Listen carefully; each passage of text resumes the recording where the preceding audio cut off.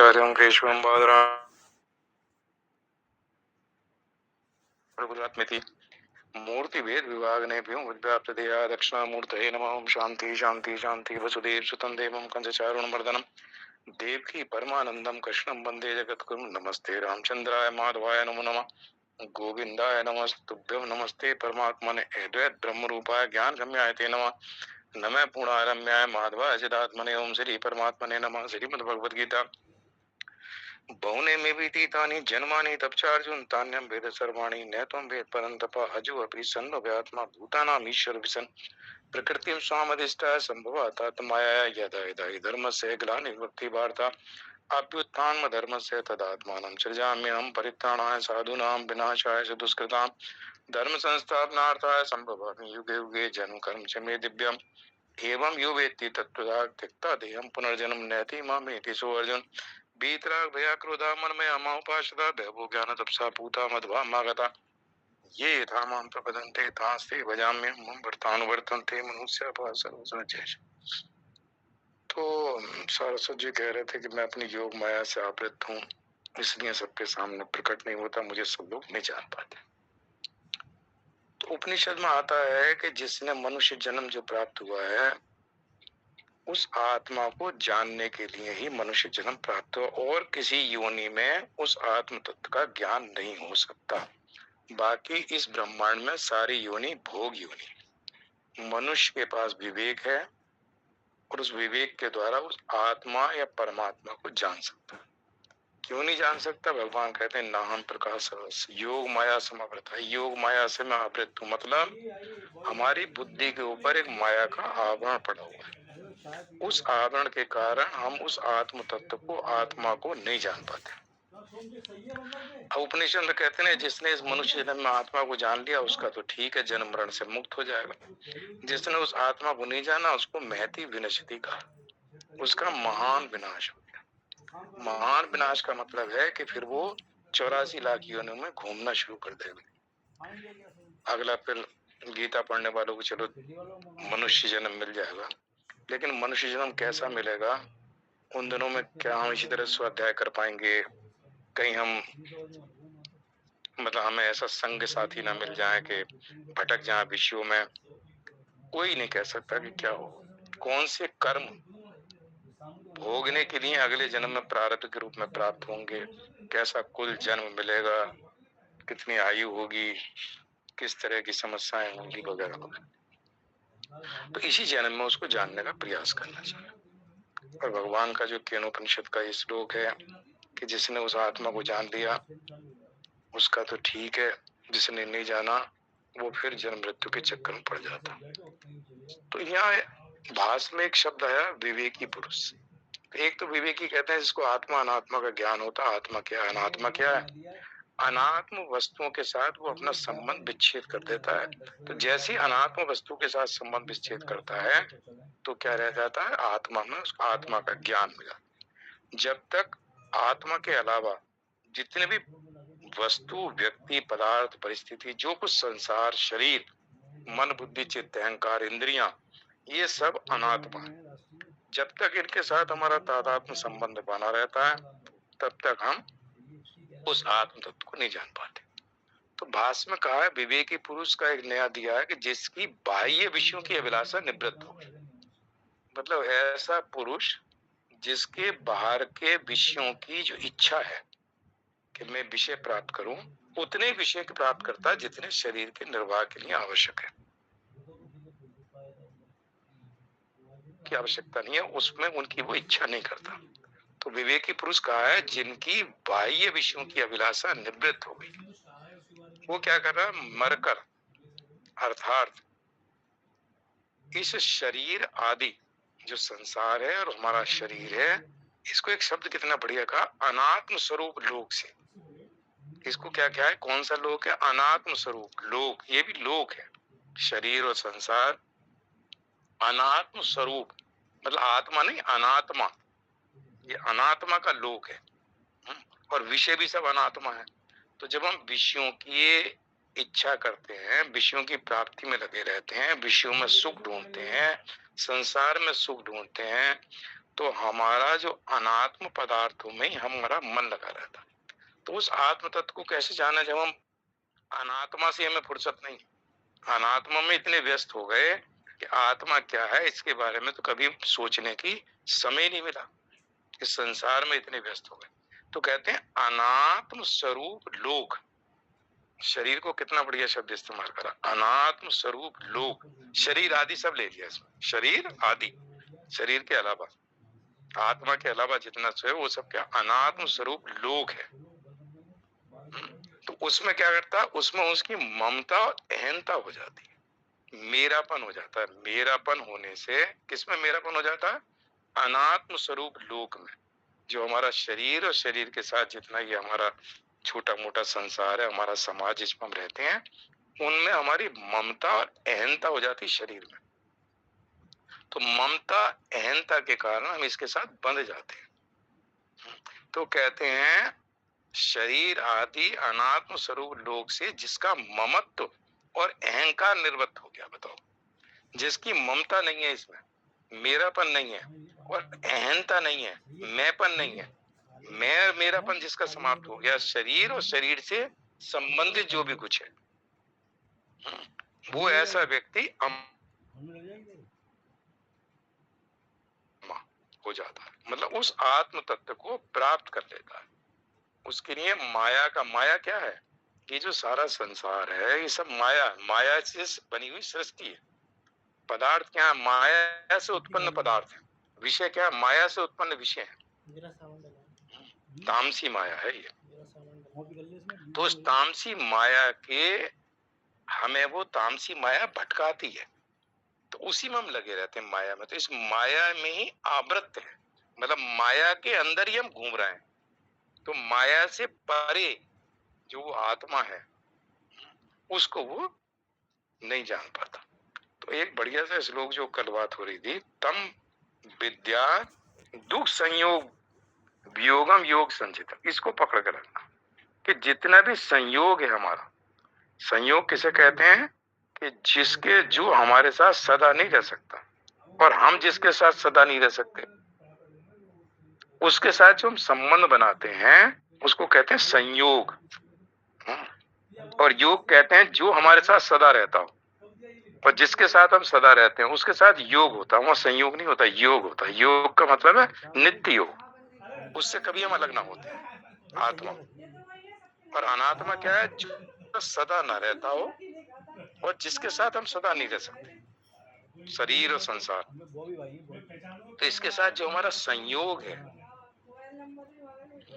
उसके साथ अगर हम वियोग कर लें, मतलब उससे संबंध विच्छेद कर लें, बस अनात्म शरीर आदि जो लोग है इससे संबंध विच्छेद कर लें। तो इनसे संबंध विच्छेद होगा तो हमारा संबंध कहाँ रह गया, आत्मा में। एक जगह ही रहेगा ना, क्या तो अनात्मा में संबंध रहेगा या आत्मा में रहेगा। तो अनात्मा से संबंध विच्छेद करके हमारा संबंध बन जाता है आत्मा में। और अनात्मा क्या है, माया की सृष्टि है, माया से रचित जो सृष्टि है वो अनात्मा है। तो अनात्मा रूपी जो माया है या माया रूपी जो अनात्म पदार्थ है, जिसमें शरीर भी है, संसार भी है, विषय भी है, सारी दुनियादारी सब कुछ है, जब उससे हमारी आसक्ति कम हो जाती है, उससे हमारा अटैचमेंट कम हो जाता है, अंदर के भाव ऐसे बन जाते हैं कि इस सबका वियोग हो जाएगा, एक दिन मृत्यु के समय सब छूट जाएगा। तो ये मेरा नहीं है, मेरा होता तो मेरे साथ रहता, इसे तो मैं छोड़ के चला जाऊंगा, शरीर को, इस संसार को, इस परिवार को। अगर मेरा होता तो मेरे इसके साथ रह हमेशा। तो इसका मतलब है मैं ये हमेशा के साथ नहीं, इसका मेरा संयोग है इस जन्म में इसके साथ। इससे पहले मेरा दूसरा शरीर था। तो इस संयोग से जो वियोग करता, मतलब अंतःकरण में ऐसा भाव रखता है कि इसका मेरा साथ अटूट संबंध नहीं है, अनात्मा है। तो जब इनके साथ हमारा संबंध विच्छेद होता है तो हमारा संबंध जो दुस्तर माया है उसके साथ संबंध विच्छेद हो जाता है, और हमारा संबंध कहाँ बन जाता है, परमात्मा में, आत्मा।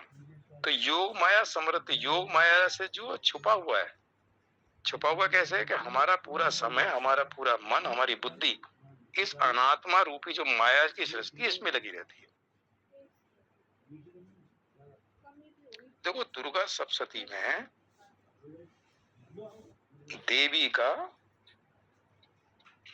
प्रकट होना बताया। तो जब देवता जो हैं ब्रह्मा जी के साथ शंकर भगवान, विष्णु भगवान सब इकट्ठे हुए इनके पास गए कि महिषासुर ने सारे देवताओं को स्वर्ग से निकाल दिया और स्वर्ग का अधिपति बन गया, तो क्या हुआ, इन सबको क्रोध आया और क्रोध से इनके अंदर जो इनकी शक्ति पैदा हुई, जो इनसे शक्ति बाहर निकली, सारे देवताओं की शक्ति, उसने एक नारी का रूप लिया। उस नारी का नाम है महालक्ष्मी। महालक्ष्मी को अव्यक्त प्रकृति कहा है। तो जो माया है ये क्या है, ये भगवान की शक्ति है। तो भगवान की शक्ति देखो कैसे प्रकट हुई, कि भगवान की जो शक्ति प्रकट हुई उनसे, उसने एक नारी का रूप लिया जिसका नाम है महालक्ष्मी। उन महालक्ष्मी से तामसी उपाधि से उन्होंने महाकाली का रूप लिया और सात्विक उपाधि सतुगुण की उपाधि से महा सरस्वती का रूप लिया। तो वही महालक्ष्मी तामसी उपाधि लेके जो महाकाली बनी, वो महाकाली को दुर्गा सप्तशती में लिखा है, ये दुस्तर माया है भगवान की। तो व्यक्त प्रकृति से एक हुई दुस्तर माया जो अविद्या है और एक हुई महासरस्वती जो विद्या माया है। विद्या माया से सृष्टि हुई और अविद्या माया में हम सब जीव पड़े हुए। तामसी उपाधि लेके महालक्ष्मी ने महाकाली का रूप लिया। तो वहां महालक्ष्मी को ब्रैकेट में दे रखा अव्यक्त प्रकृति, और तामसी रूप उपाधि लेके जो महाकाली बनी है उनको कहा है दुस्तर माया, महामारी, ये सब नाम दे रखे हैं उनके। उन्होंने कहा मेरा नाम बताओ। महासरस्वती से प्रकट हुए विष्णु भगवान और गौरी। तो विष्णु भगवान क्या है, सतोगुण धारण करके, विष्णु भगवान का सतोगुण पालन पोषण करते, और तामसी महाकाली से रुद्र जो तामसी में प्रलय करते। तो देखो अगर मान लो एक पुरुष है और एक प्रकृति है, तो प्रकृति क्या है, नारी स्वरूपा प्रकृति है, और पुरुष है परमात्मा, और नारी स्वरूपा प्रकृति जो है ये माया है। तो करती सब माया ही है। भगवान कहते हैं मैं कुछ नहीं करता, ये शक्ति जो भगवान की शक्ति है ना ये। तो सारे युद्ध जो महिषासुर को मारा, सारे असुरों को मारा, सबको उस देवी ने मारा। तो ये जो योग माया है, तो वहां प्रकृति का है, व्यक्त प्रकृति महालक्ष्मी। महालक्ष्मी लक्ष्मी में फर्क है, सरस्वती और महासरस्वती में फर्क है, जैसे रुद्र शिव। तो मेरा मतलब कहने का है कि इस माया से पार तभी हो सकते हैं जब भगवान का अनुग्रह हो। इसलिए उपासना वगैरह सब करते हैं, हमारा अंतःकरण पवित्र हो, वासनाएं क्षीण हो जाएं, और हमारे जो संबंध, जब ये ज्ञान होता है तो हमारा संबंध जो है संसार के साथ कम होता चला जाता, विषयों के साथ हमारा फिर ज्यादा आसक्ति नहीं रहती। और यही पहचान है कि हमारी साधना या हमारा स्वाध्याय ठीक दिशा में चल रहा है, कि हमारे अंदर संसार के प्रति, विषयों के प्रति, व्यक्तियों के प्रति कितनी ज्यादा आसक्ति है, वो हमें बार बार खींचती है अपनी तरफ। अच्छा लगता है, अकेलेपन में बैठना अच्छा लगता है, स्वाध्याय करना, जप करना, भगवान का चिंतन करना, ये अच्छा लगता है। या विषयों का चिंतन करना, संसार में रचे बचे रहना और उसी में पड़े रहना, वो अच्छा लगता है। तो यहाँ भगवान कहते हैं तम विद्या दुख संयोग योग, ये योग है। मतलब जैसे ही हम इनके साथ संबंध विच्छेद करते हैं, अनात्म स्वरूप जो लोग है, इनके साथ हमारा तादात्म संबंध समाप्त होता है, तो उस आत्म की प्राप्ति हो जाती है। तो जिसने उस मनुष्य शरीर में आत्मा को जान लिया, वो जन्म मृत्यु से पार हो जाता। जिसने उस आत्मा को नहीं जाना, वो इस जन्म मृत्यु के चक्र में घूमता रहता है, इन योनियों में घूमता रहता है। तो पतन होने का मतलब, महती विनश्यते का मतलब है महान विनाश हो गया, कि मनुष्य शरीर मिला था, विवेक से युक्त बुद्धि थी उस मनुष्य की, उसको मिला था कि तू इस आत्मा को जान के इस अंतिम जन्म में तो इस आवागमन के चक्कर से मुक्त हो जा, नहीं तो फिर तू किसी योनि में घूमेगा। कब तुझे ऐसा विवेक जागृत होगा, कोई नहीं कह सकता। जो कौन से कर्म हमारे परिपक्व होते हैं फल देने के लिए, देखो ये भी है कि अनंत जन्मों के कर्म में से कौन से कर्म परिपक्व हो जाते हैं फल देने के लिए, उसके हिसाब से योनि और ये सब मिल जाते हैं। कर्म तो हमने इस जन्म में भी किए हैं, तो इसी जन्म के तीव्र पुण्य है जो एकदम से फल देने के लिए कर्म फलदाता तो भगवान है, या पिछले किसी जन्म के कर्म है हमारे जो अब फल देने के लिए तैयार होना है, तो अगला प्रारब्ध बनेगा। तो 100% कोई नहीं कह सकता कि मनुष्य को मनुष्य जन्म मिलेगा। तो कौन से कर्म उसके अशुभ कर्म, शुभ कर्म, मतलब पाप पुण्य कौन से प्रकट होने जा रहे हैं, जिससे उसको कौन सा प्रारब्ध कैसा हो, उसमें लिखा था शंकर भाष्य में भगवद गीता कि हमारे कर्म फल के अनुसार, हमारे कर्म फल के अनुसार हमें कुल, मतलब कौन से खानदान में जन्म हुआ, कुल, जाति, धन, ऐसे 5-7 नाम दे रखे हैं, आयु, ये हमें सब चीजें प्राप्त होती है। मतलब कितनी आयु के लिए हमें वो शरीर मिला, धन संपत्ति की क्या पोजीशन होगी, किस जाति में होंगे, कैसा कौन सा वर्ण होगा है, और 2-3 चीजें दे रखी हैं, सुख दुख, कितने सुख होंगे उस जन्म में, कितने दुख होंगे, कौन सा पुण्य जब फल देने के लिए आएगा तो सुख आएगा, जब पाप कर्म फल देने के लिए आएगा तो कौन से सुख दुख, ये सब हमारे कर्मों के फल है। तो कौन से कर्म फल देने के लिए तैयार हो रहे हैं अगले जन्म के प्रारब्ध के रूप में, और उसके हिसाब से कौन सी जाति, कौन सा, कौन सी योनि, मतलब मतलब क्या मिलेगी, तो हम जान नहीं सकते ना। पिछले इस जन्म के कर्मों का तो पता है, अब पिछले जन्मों के कौन से कर्म है जो फल देने के तैयार हो जाएंगे। तो इसलिए कोशिश ये करनी चाहिए कि यहाँ तक पहुंचने के बाद किनारा थोड़ी सी दूर है, एक लंबी सी छलांग लगा के उसी का चिंतन मनन करते हुए ज्ञान रूपी नौका कहा है, तो ज्ञान रूपी नौका में जो सवार हो जाता है उस भवसागर से पार वही होता है। क्योंकि भवसागर को कोई अपनी मेहनत से पार नहीं कर सकता, उसकी गहराई इतनी गहरी होती है, उसी में जन्म मृत्यु चलती रहती। तो इसलिए इसको ध्यान रखना और मेहनत खूब करें।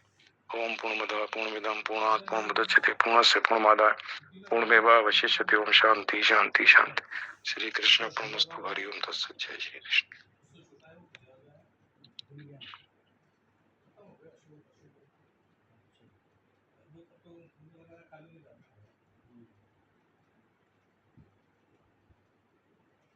परमात्मा की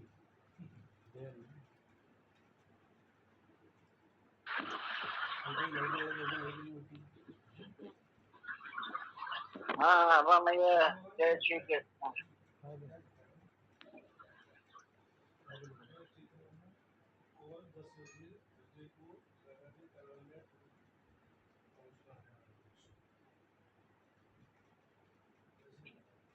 जय श्री कृष्ण।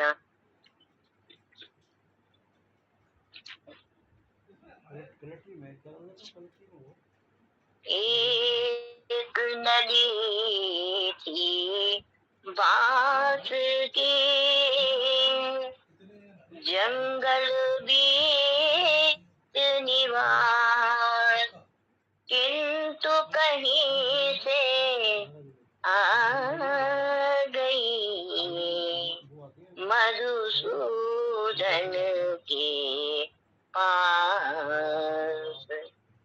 अंग अंग को छेद कर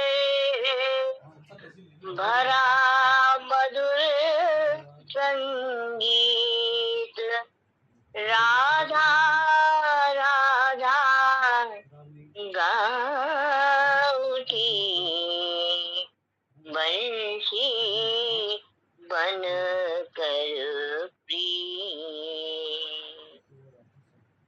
मुरली बजाने वाली मेरी भी सुन के जाना, मुरली बजाने वाली मेरी भी सुन के जाना।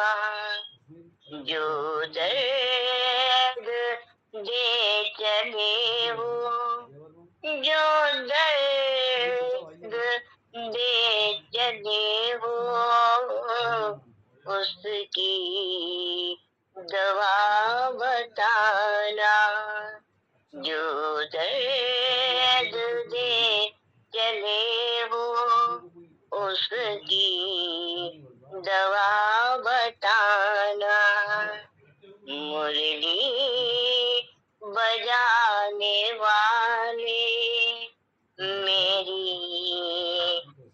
सुनते जाना। और समझ में नहीं। जब से सुनी है मैंने हरी बांसुरी तुम्हारी, जब से सुनी है मैंने हरी बांसुरी तुम्हारी, हरी बांसुरी तुम्हारी। बस में नहीं रहा दिल, बस में नहीं रहा दिल, अब हो गया दीवाना। मुरली बजाने वाले मेरी भी सुनते जाना। खाली कर दी, चेक कर ली। कुछ ऐसा दिल पे जादू मुरली ने तेरी डाला, कुछ ऐसा मेरी जादू तेरी मुरली ने तेरी डाला। सब भूल सा गया हूँ, सब भूल सा गया हूँ, सब ठौर और ठिकाना, सब भूल सा ठौर और ठिकाना। मुरली बजाने वाले मेरी भी सुनते जाना। बेचैन हो रहा है हर प्राण बांसुरी को, बेचैन हो रहा है हर प्राण बांसुरी को, हर प्राण बांसुरी को।